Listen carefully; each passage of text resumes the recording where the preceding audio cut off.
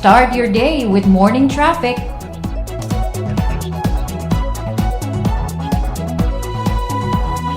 Morning traffic. Ya, MJ listener yang baru bergabung, kita sedang membahas soal mengenal karakteristik generasi alpha dan cara menghadapinya seperti apa. Di mana generasi ini tuh memang terdidik dalam sejarah tumbuh belajar bersama dengan akses informasi yang sangat pesat. Benar. Selain itu mereka juga paham teknologi. Di mana orang tuanya aja kita sebagai milenial itu udah lekat dengan teknologi, apalagi dengan mereka gitu loh. Terus artificial intelligence adalah realitas bagi mereka, itu hal yang wajar, hal yang alami. Dimana ada Google Instan. Anak aku lagi senangnya Hello Google apa gitu. Iya. Ya itulah. Gitu kan. Generasi alpha, pembelajaran yang sangat personal. Jadi generasi yang terbiasa memiliki akses langsung ke informasi, di mana metode pembelajarannya langsung secara personal. Mereka akan belajar dengan kecepatan mereka sendiri. Jadi bukan lagi guru yang menjelaskan satu arah di depan kelas gitu. Gak bisa pakai cara-cara lama, itu gak bisa. Yang ada ruang kelas, modul dan tutorial pembelajaran online yang fasilitasi pendekatan mereka terhadap pendidikan. Ya, karena generasi-generasi ini tuh lebih kritis ya. Dan media sosial ini menjadi cara interaksi yang dominan bagi generasi-generasi ini. Mereka akan berinteraksi dengan teman sebagian besar melalui media sosial dan terhubung sepanjang hari, apalagi sekarang kan pandemi ya, jadi lebih melekat. Benar. Dan perlu diawasi dan diperhatikan karena rentan akan publikasi privacy dan juga intimidasi online. Nah, tadi kita juga dengar kan ada anak-anak yang memang sudah kenal gadget dari umur 4 tahun dan lain sebagainya. Pagi ini kita akan fokus gimana mengoptimalkan potensi yang ada dalam generasi alpha ini agar kita sebagai orang dewasa, baik itu kita sebagai orang tua atau sebagai kakak, paman atau guru mungkin, itu bisa mengerti dan merespon dengan tepat kebutuhan generasi alpha, baik kebutuhan psikologis, kecerdasan sosial dan lainnya. Jadi seperti apa juga generasi alpha dilihat dari seorang pegiat digital dan konten kreator dalam karakteristiknya yang lekat akan digitalisasi. Kita sudah terhubung dengan Nico Oliver, pegiat digital dan konten kreator. Selamat pagi Mas Nico. Selamat pagi. Selamat pagi. Sebelum kita bertanya nih, Mas Niko masuk generasi apa nih? Saya yang pasti bukan baby boomer ya. Oh iya, Ismi di sini. Yang baby boomer Ismi. Ya, kalau kita milenial lah ya Mas ya. Ya, mau ngakunya sih milenial sih. Kayaknya enggak deh. Oh enggak juga. Oke Mas Niko nih, kita ngobrolin soal generasi alpha ya. Mereka kan yang lekat banget sama teknologi. Secara kita orang tuanya aja tuh deket banget sama teknologi gitu, udah. Betul. dari handphone monoponik, poliponik gitu kan, sampai sekarang Android dan lain sebagainya. Ya ada transisinya, kita mengalami itu dan anak kita melihat kita main handphone itu tuh hal yang alami menurut mereka. Nah, gimana mengenalkan proses pada generasi alpha ini, karena mereka kan tahu apa-apa instan gitu loh Mas. Ya, taunya ya sudah mapan gitu lah ya kondisi. Gitu ya, gampang ya.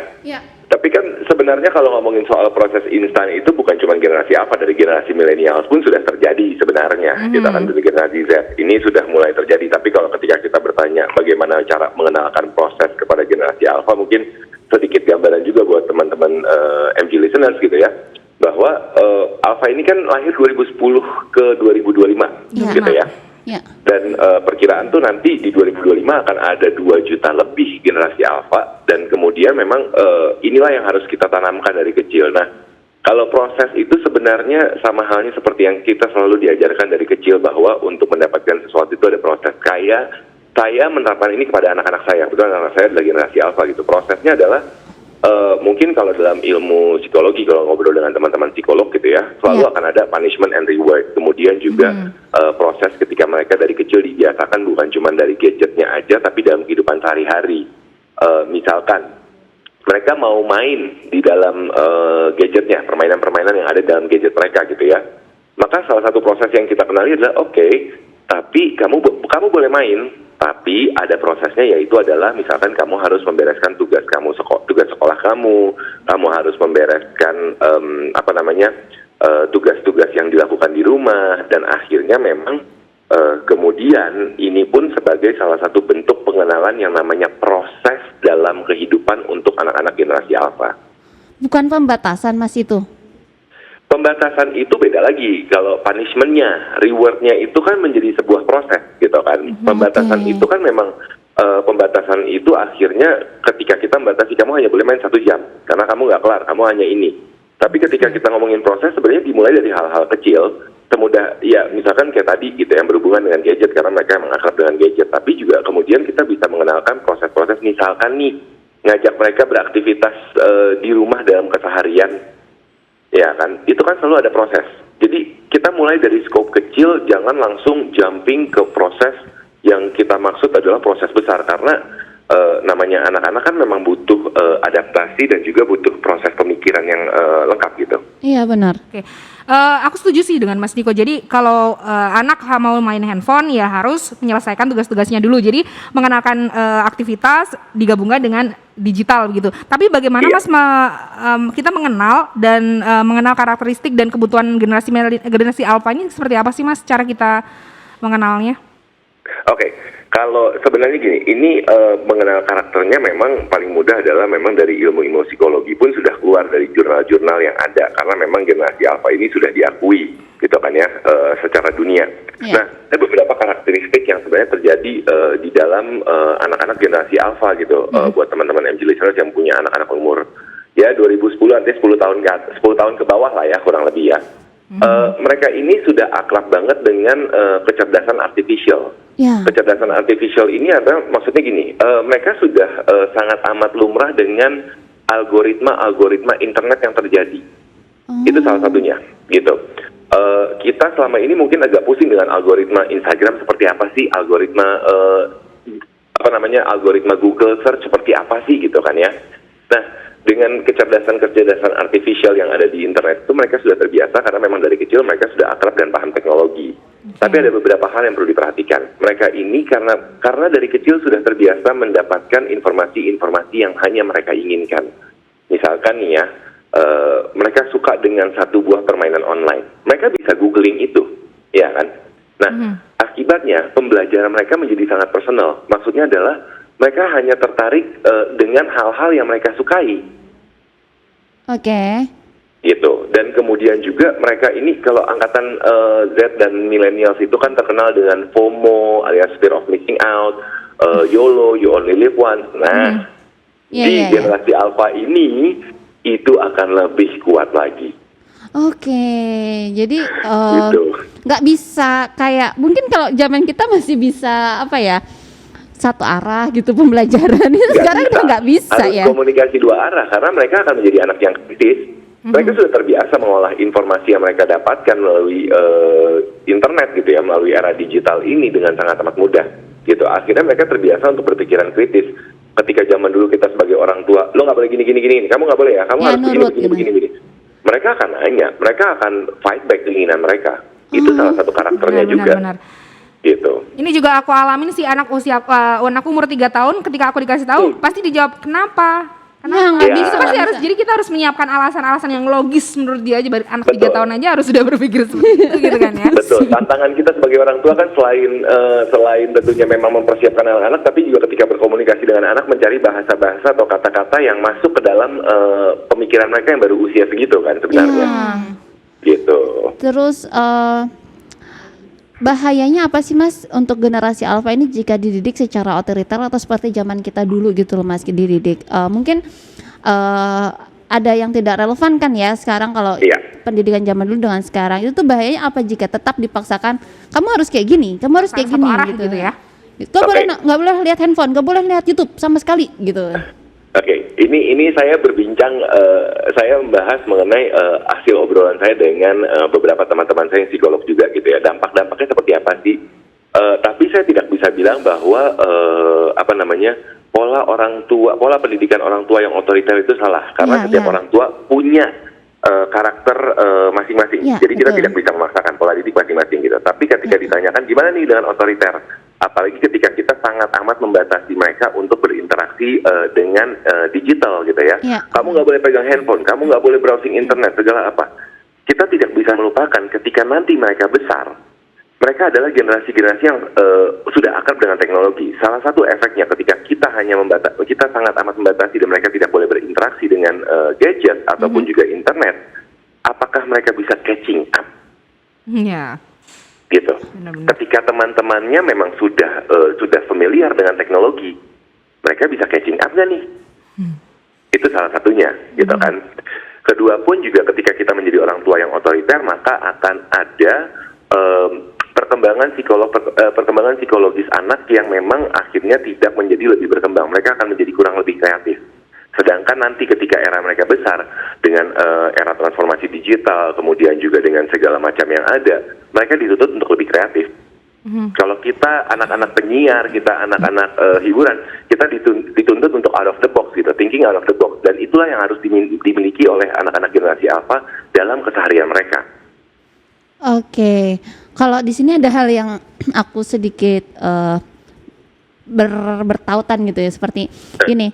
Bisa jadi mereka mungkin nanti ketika tahu seperti apa ketika dibebaskan gitu, mereka tidak bisa berhenti gitu loh Mas. Sedangkan bagaimana juga kita yang memperkenalkan literasi digital atau penggunaan teknologi kepada anak-anak untuk mengendalikan teknologi, jangan sampai dikendalikan teknologi gitu loh Mas. Ya, oke. Nah, kalau yang itu adalah peran kita sebagai orang tua. Kita punya parenting control pastinya. Nah, seperti apa yang bisa kita lakukan? Tentunya kita tidak bisa menutup akses mereka, tapi kita bisa membatasi waktu mereka. Misalkan memang disarankan usia di bawah 3 tahun sebisa mungkin tidak bersentuhan dengan gadget, karena memang biar mereka fokus dengan perkembangan motorik kasar dan juga motorik halus mereka, ya kan?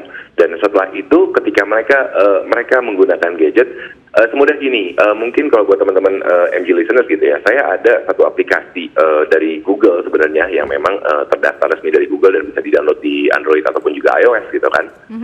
Family Link, kita mendaftarkan email anak dengan usia yang asli di bawah email orang tua. Oh bisa ya? Itu ada, namanya Family Link. Family Link.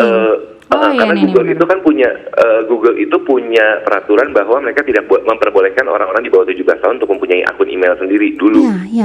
Sekarang dengan perkembangan teknologi, terutama dengan adanya Google Classroom dan segala apa, mereka memberikan izin itu, tapi email anak harus di bawah akun email orang tua terdaftar resmi. Ada namanya Family Link. Nah, dari situ ketika email anak terdaftar pada gadget mereka, kita bisa benar-benar membatasi. Jadi anak-anak saya mempunyai gadget sendiri, terutama gara-gara PJJ kemarin-kemarin ini ya. Pandemi ini. Ya kan, pandemi ini gitu kan. Anak-anak saya memang menggunakan gadget sendiri. Saya daftarkan email itu dan saya bawa di bawah naungan email saya. Dan kemudian kayak permainan misalkan, atau mereka mau buka, saya menutup akses YouTube Kids saya kasih, gitu kan. Saya benar membatasi, ya udah kamu hari ini cuma boleh main 1 jam, dan itu ada bisa setting waktunya. Bahkan pada saat mereka mendownload aplikasi, pada saat mereka mau mendownload aplikasi di gadget mereka, itu mereka harus request permission terhadap kita sebagai orang tua. Jadi kita punya akses controlling. Gitu. Itu salah satu yang bisa kita lakukan. Nah, kalau konten-konten nih Mas, sekarang ngomongin konten yang tepat untuk anak-anak generasi Alpha ini seperti apa sih? Apakah sesuai dengan umurnya, misalnya 3 tahun ya, nanti lagu-lagu atau seperti apa Mas? Itu pasti. Ya kalau kita membahas konten yang cocok, pasti konten-konten yang memang sesuai dengan usianya. Tapi kalau yang mengenai konten ini, saya selalu menekankan kepada teman-teman konten creator gitu ya. Kita punya tanggung jawab moral loh, jangan sembarangan posting deh. Yes, benar. Kadang-kadang kayak gitu. Kalau emang kita sudah tahu konten kita untuk orang dewasa, maka kayak misalkan semudah dari YouTube gitu ya, ataupun Instagram. Saat ini kita punya akses untuk membatasi viewers kita. Itu salah satunya. Sebagai content creator, itu yang perlu ditekankan, gitu kan. Dan membatasi keyword itu gimana ya Mas ya? Kok aku belum. Jadi gini, paling gampang gini, ketika kita upload di YouTube, maka akan ada opsi apakah ini sudah apakah ini layak ditonton untuk semua umur gitu, atau di atas 17 tahun. Kalau memang konten kita tidak layak untuk dewasa, ya kita klik yang 17 tahun ke atas, gitu kan. Karena mungkin penggunaan bahasa dan segala apa. Di Instagram pun kalau misalkan kita menggunakan Instagram, sebenarnya juga ada set limit to the audience. Itu bisa di setting. Gitu, itu satu. Nah, kemudian ketika kita membahas anak-anak gimana ya, itulah peran kita sebagai orang tua untuk controlling dan juga mengawasi, harus diperhatikan baik-baik. aplikasi yang mereka download tadi udah dari Family Link dan kemudian juga segala macam kegiatan mereka. Makanya itulah yang tugas kita gitu. Tapi Mas kalau dari sisi konten kreator ya Mas ya, berarti harus ada kesadaran dari teman-teman konten kreator juga dong ya. Misalkan Betul. jangan sampai ini konten gue bagus-bagus aja, bisa siapa aja yang nonton, Jangan tapi cuma jadi pengejar cuan lah istilahnya ya. seperti itu, jangan hanya menjadi pengejar cuan. Berarti harus ada kesadaran seperti itu ya Mas ya. Harus ada seperti itu, dan itu yang sebenarnya salah satunya yang harus digalakkan juga oleh semua pihak gitu. Bahkan kalau memang semudah kita sebagai user aja, sebagai pengguna aja, kalau memang konten yang nggak mendidik, report as spam aja. Biar mereka juga harus belajar. Oke, benar. Berarti kita juga bisa feedback ya, dan sambil menjaga para generasi alpha ini. Nah, Iya. Untuk mengoptimalkan potensi generasi alpha ini seperti apa sih Mas? Oke, baik. Untuk mengoptimalkan generasi alpha ini ada beberapa hal yang bisa kita lakukan. Dari sisi mana yang mau dibahas nih? Mau dari sisi orang tua sebagai pendidik, guru, atau sebagai masyarakat? Kalau misalkan sebagai pendidik, bagaimanapun juga artinya harus adaptasi dengan kondisi bahwa mereka itu sudah tidak biasa dengan metode-metode pembelajaran zaman dulu kita di papan tulis dengan kapur ya. Iya. Itu sudah pasti Iya, gitu. benar-benar. Ya, nah kemudian kalau sebagai orang tua, bagaimana potensi anak tentunya sebenarnya ini bukan hanya generasi alpha tapi sudah digalakkan dari kayaknya dari generasi Y dan Z, millennials pun juga sudah ada di mana ada tes bakat biasanya. Kita kenali bakat-bakat mereka, dan sebenarnya sebagai orang tua kita harus tahu nih anak-anak sukanya apa, anak-anak kemudian arahnya kemana. Dan kemudian ini sebenarnya hal yang biasa kita lakukan sebagai orang tua, mau sebagai orang tua dari generasi apapun. Arahkan mereka ke arah yang benar dengan segala macam bakat, tapi tidak menutup segala akses mereka terhadap digital, karena itulah yang akan terjadi dalam realitas kehidupan mereka di kedepannya. Jadi memang ngikutin anaknya ya Mas ya? Kalau yang sekarang generasi alpha ini, bukan kalau kita kan dulu duduk, kamu harus jadi ini kamu gitu. harus jadi dokter ya, kamu harus jadi ini ya, gitu kan ya. Nah itu karena salah satunya juga karakter dari generasi alpha sendiri sebenarnya, Ismi dan juga Yeni. Jadi memang ketika kita membahas karakternya itu, mereka itu kan menjadi personal, kemudian juga mereka ini apa ya istilahnya tuh benar-benar menjadi tidak suka dengan ikut aturan. Ini salah satu karakter mereka, karena mereka ya karena terbiasa dengan akses informasi ya, berpikiran terbuka. Nah kita harus belajar bahwa emang inilah eranya seperti itu. Gitu. Tapi jangan sampai kebablasan juga. Jangan misalkan ya kita harus melatih komunikasi sebagai orang tua gitu. Aku mau jadi dokter, kenapa mau jadi dokter? Gitu kan ya. Karena ini ya kita bantu arahkan gitu kan. Aku mau jadi YouTuber. Kenapa mau jadi YouTuber? Ya kan sekarang banyak yang mau jadi YouTuber, katanya banyak duit ya. Meskipun nggak semua YouTuber juga banyak duit gitu kan. Aku mau jadi YouTuber. Mau jadi YouTuber. Oke, kenapa? Gitu. Apa yang mau kamu sharing? Apa yang mau. Jadi kita pun sebagai orang tua harus belajar untuk memahami konteks-konteks yang ada dalam keseharian mereka. Tapi kita masih punya, karena kita didukung oleh ajaran-ajaran kita berpegang pada norma, kita berpegang pada etika. Inilah yang juga harus kita terapkan pada anak-anak, gitu kan. Mau jadi YouTuber kita tanya, mau kontennya apa? Kenapa? Emang menurut kamu konten kamu bisa untuk apa? Gitu. Jadi sebagai orang tua tuh benar-benar harus mengawal gitu. Tapi yang pertama kan pasti tahu dulu kan ini karakter anakku seperti apa, kayaknya bakatnya di mana, jangan dipaksakan. Ada gitu. satu lagi nih Mas, ada satu lagi hal yang bikin aku penasaran. Kita kan generasi milenial ya, yang tadi transisi tadi, yang teknologi sebagai transisi tadi. Takutnya ada mungkin di generasi kita yang gamang atau labil, yang justru malah nggak apa-apa nih, bebas aja mainin handphone gitu. Terus kitanya sendiri nggak bisa kontrol karena kita ada di proses yang transisi itu tadi gitu loh Mas. Itu gimana ya dari kan segi orang tuanya gitu. Biasanya orang tuanya sibuk, kelebihan milenial itu apa sih gitu kan? Anaknya juga dibiarin sendiri gitu sendiri. Memang ada satu apa ya istilah yang sering digunakan, children see, children do. Apa yang dilakukan orang tua, akhirnya anak pun juga melakukan. Ya, sama bener. Ibaratnya kita suruh anak-anak, yuk kamu selain memang harus interaksi dengan gadget, oke nggak apa-apa wajar, tapi kamu tetap harus, kan mereka ada motorik halus, motorik kasar, dan perkembangan fisik lainnya gitu ya. Kamu harus aktivitas di luar, tapi masa iya kita nyuruhnya sambil kita megang handphone juga? Iya, ya, kita itu. juga harus belajar. Itu benar. Taruh handphone kita. Gitu.